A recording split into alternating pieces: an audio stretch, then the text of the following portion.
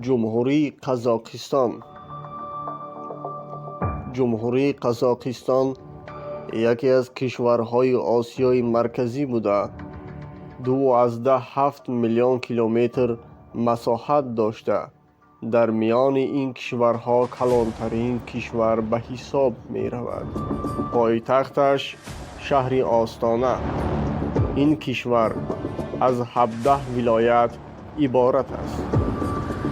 جمهوری قزاقستان جمهوری پرزیدنتی به حساب می رود.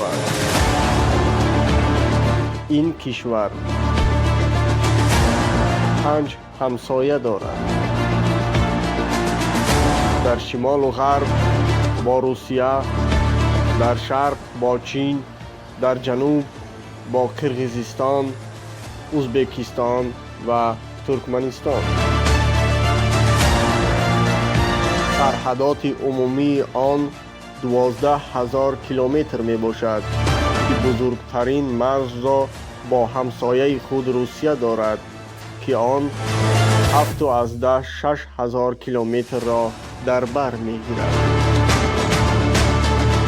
این جمهوری نخستین بار در عصر 20 در هیئت اتحاد شوروی با نام جمهوری شوروی سوسیالیستی قزاقستان تشکیل می شود.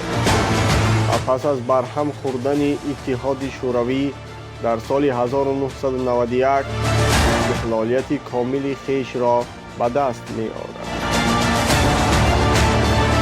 واحد پولی این کشور تنگه بوده اهالیش زیاده از 20 میلیون می باشد.